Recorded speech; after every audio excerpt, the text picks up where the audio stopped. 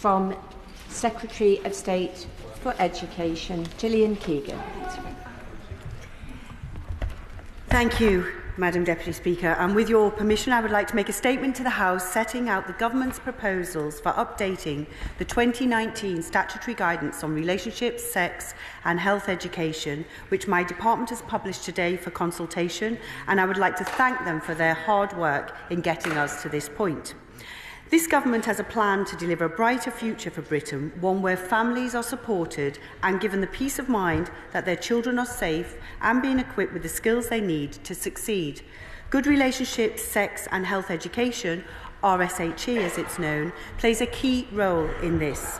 However, following disturbing reports from parents of pupils being taught inappropriate content in schools and requests from schools who wanted more clarity on when to teach certain topics, the Prime Minister and I decided to bring forward the review into RSHE. We have listened to colleagues across government and the House, we've gathered evidence from stakeholders and considered advice from an independent expert panel who generously gave their time, experience and knowledge to support the review last year, and I would like to put on record my personal thanks to each individual panel member. We need to make sure that the content of lessons is factual, appropriate, and that children have the capacity to fully understand everything they are being taught.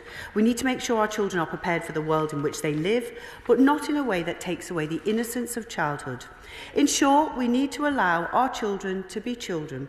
It's a fine line to tread, and the schools need clarity on how to approach it. Overall, this guidance is underpinned by three core values. 1, parents have a right to know what their children are being taught. 2, teachers are there to teach children facts, not push the agendas of campaign groups. 3, schools should not teach about the contested issue of gender identity, including that gender is a spectrum. There are 5 major policy changes that I would like to set out. Firstly, the introduction of age limits for teaching sensitive subjects. The purpose of the new age limits is to make sure children are not taught things before they are ready to understand them. Informed by the advice of the independent panel and others, the guidance places specific age limits on the teaching of certain subjects. In primary schools, children learn about the importance of boundaries, privacy, and that they have rights over their own bodies. But no 10-year-old should be taught about the details of intimate sexual acts, sexual harassment, and sexual violence. In primary schools, sex education is not a requirement and should only be introduced from Year 5 onwards. The content should align with the national curriculum's science teachings on conception and birth, ensuring it is rooted in fact. It should absolutely not be preparing primary-age children for sexual activity. The second flagship change is complete openness with parents. Parents are children's first teachers, and they must know what they are being taught. The guidance contains a new section that makes the need for transparency with parents crystal clear and clarifies the scope within the law to share materials. The bottom line is that curriculum providers should not be seeking to hide their materials from parents. This practice is completely unacceptable. Parents have a fundamental right to know what their children are being taught about healthy relationships, sex and development.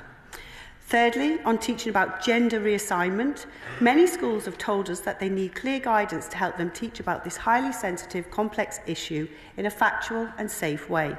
We are making it absolutely clear that the contested topic of gender identity should not be taught in schools at any age.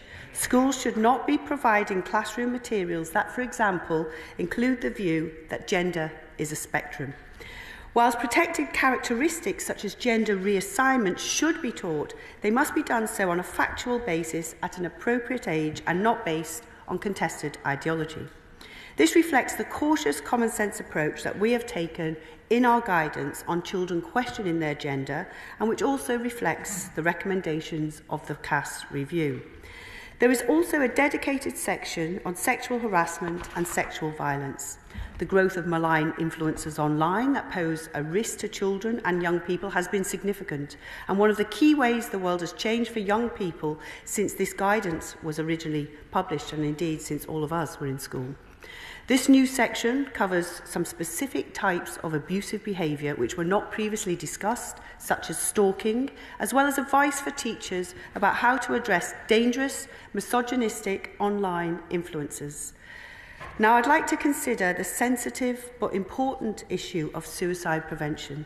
Ministers and I have met bereaved families, experts and teachers to explore how suicide prevention could be taught as part of RSHE.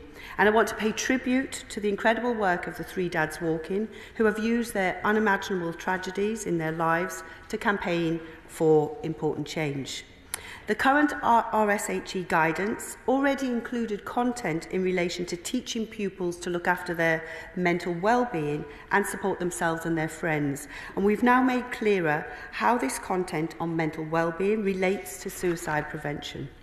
Of course, the topic of suicide itself needs to be handled sensitively and skillfully, and not before pupils are ready to understand it.